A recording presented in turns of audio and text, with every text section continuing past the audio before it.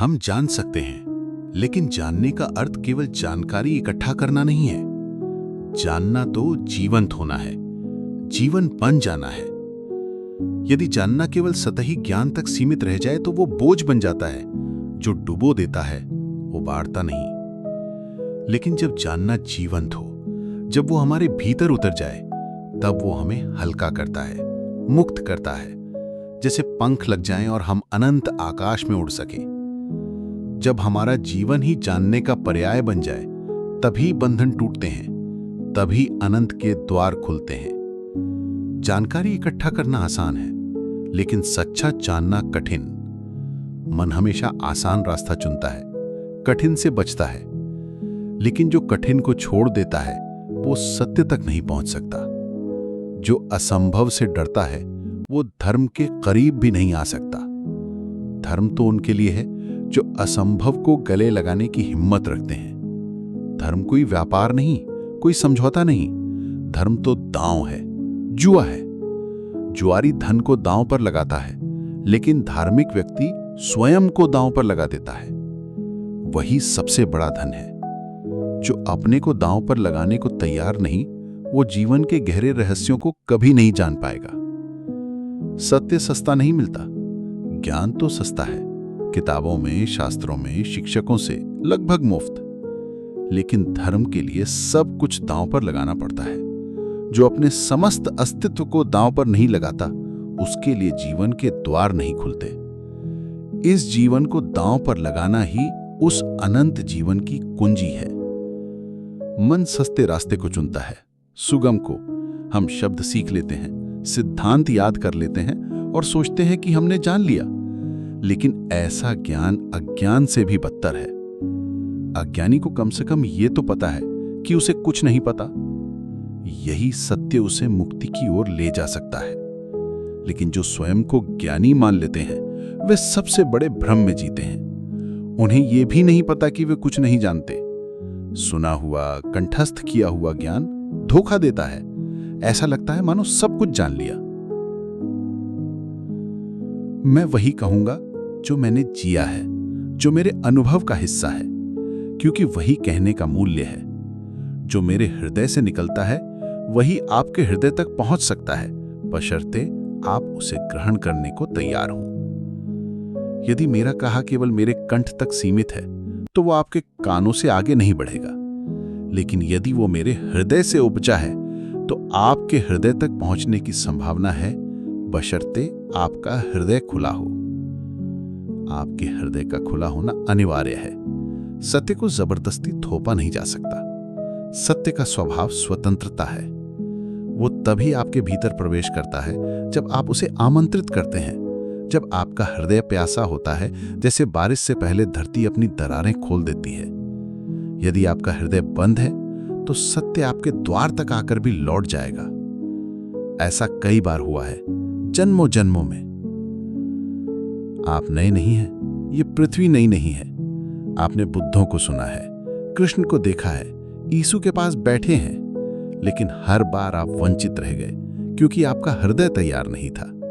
बुद्ध की नदी आपके पास से बहती रही, महावीर की सरिता आपके सामने से गुजरी, लेकिन आप प्यासे रह गए। आनंद रो रहा था जब बुद्ध का अंतिम समय आया।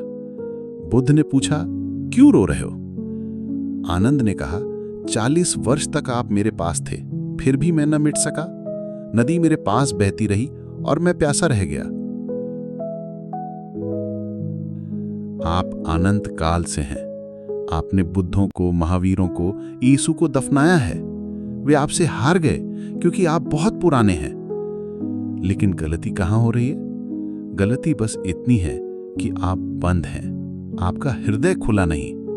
मैं वही कहूंगा जो मैंने जिया है। यदि आप अपने हृदय को खोल सकें, तो आप भी उसे जान लेंगे। कठिनाई कोई नहीं है सिवाय आपके स्वयं के। कुछ लोग कुतूहल से पूछते हैं, जैसे बच्चे राह चलते सवाल करते हैं, ये पेड़ क्या है, ये पत्थर क्यों है? वे जानना नहीं चाहते, बस पूछना चाहते हैं।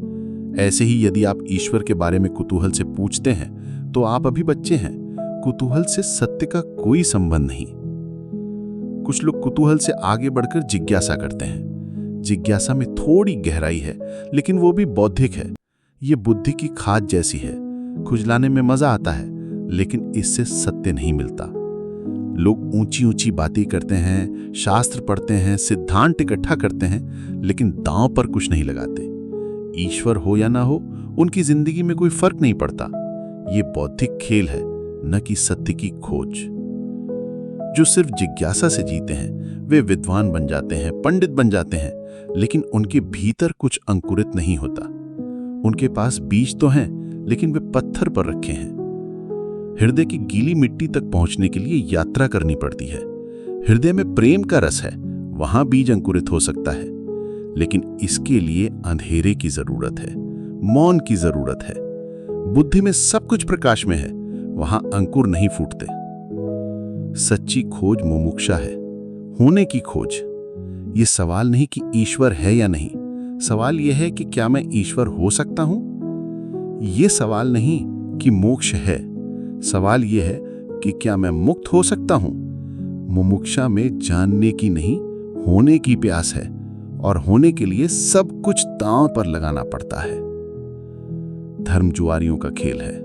मैं वही कहूंगा जो मैंने जिया है।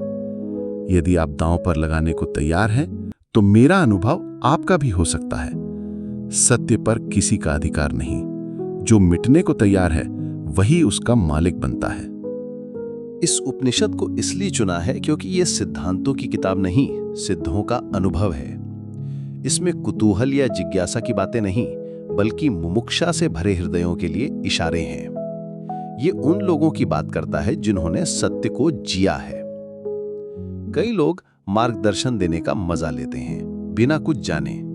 सलाह देना आसान है क्योंकि इसमें कुछ खोना नहीं पड़ता।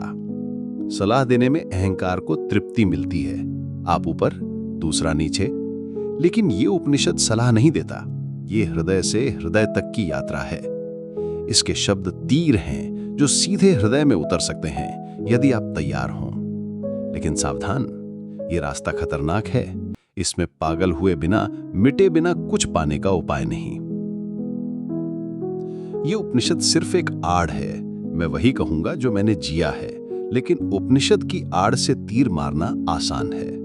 शिकारी जानता है कि आड़ से शिकार बेहतर होता है। ये उपनिषद सत्य के सूक्ष्म रहस्यों का उद्घाटन है। लेकिन यदि आप सिर्फ सुनकर रुक गए, तो मैं मानूंगा कि आपने कुछ सुना ही नहीं। सुनना करने के लिए है, करना समझने के लिए। सुनकर समझ लेना आसान है, लेकिन समझ मंजिल नहीं, मंजिल तक चलना पड़ता है।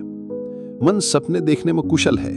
लोग वर्षों खोज करते हैं, लेकिन बुद्धि के भंवर में फंसकर चक्कर काटते रहते हैं। उपनिषद की चर्चा हम करेंगे, लेकिन इसे समझने के लिए नहीं, इसे जीने के लिए। यदि आप सुनकर बोलने लगे, तो मैंने आपका नुकसान किया। सुनकर आपको वो देखना है जो मैंने देखा, जो इस उपनिषद की ऋषि ने देखा। ये उपनिषद एक गीत है, उस फूल का जिसे आपने अभी नहीं देखा। गीत सुंदर है, लेकिन फूल नहीं। कभी कभी फूल की झलक मिलती है, ध्यान में, क्षणिक अनुभव में।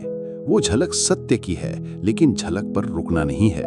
ध्यान झलक देता है, समाधि में आप फूल बन जाते हैं। झलकें आकर्षक हैं, लेकिन उनमें रुक जाना भूल है।